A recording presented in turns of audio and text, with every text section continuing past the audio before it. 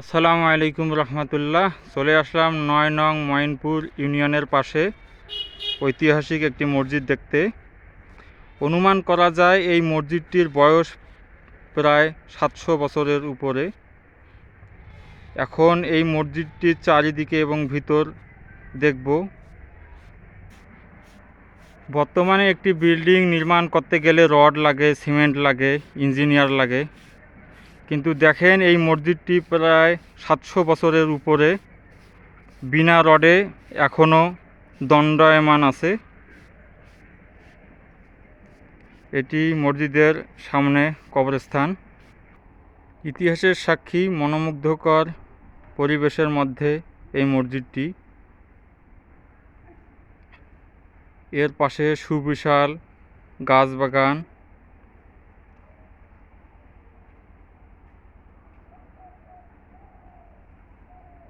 এবং পাশেই কবরস্থান। প্রাচীনতম বংশীয় তালিকা এটি মোগল সম্রাট মোহাম্মদ শাহের। এটি একটি ধ্বংসলীলা। এখানে পুরাতন এক গম্বুজ বিশিষ্ট দণ্ডায়মান। এটিকে অনেকে বলে এখান থেকে মসজিদের আজান দিত মুয়াজ্জিন। সত্যি মসজিদের চারিপাশের পরিবেশ মনোমুগ্ধকর। এটি আজানের স্থান ছিল এই ঘরটি। এটি মসজিদের পশ্চিম পাশের অংশ, সামনের অংশ। এখন মসজিদের আমরা পূর্ব দিকে সামনের অংশ যাব। মসজিদের সামনে সুন্দর একটি ফুলের বাগান। এটি গেট ছিল, কবরস্থানের গেট, এখন বন্ধ রয়েছে। শিল্পীর সুনিপুণ দক্ষতায় খচিত মসজিদের দেয়ালের সৌন্দর্য সত্যিই মনোমুগ্ধকর।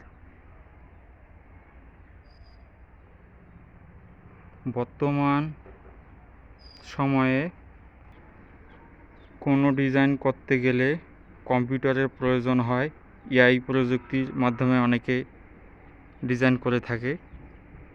প্রাচীনতম এই মসজিদটি দেখেন কত সুন্দর। তখনকার শিল্পীরা নিখুঁতভাবে এই সৌন্দর্যগুলো ফুটিয়ে তুলেছে।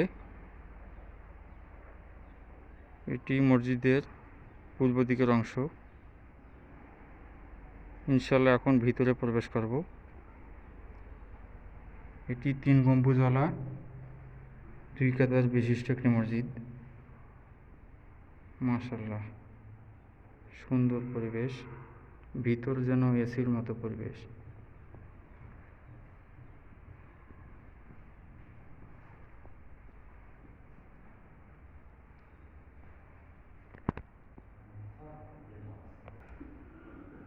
এটি মসজিদের সামনের মিনার। মাশাআল্লাহ।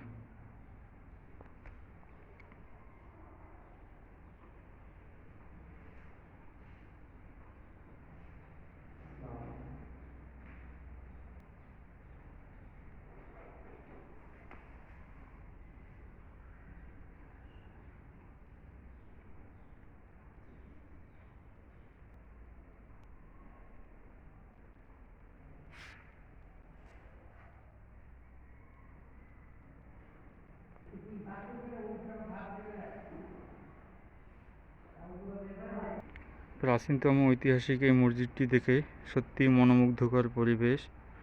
অনেক ভালো লাগলো এই মসজিদটি। আপনাদেরকে কেমন লাগলো অবশ্যই কমেন্ট সেকশনে জানাবেন।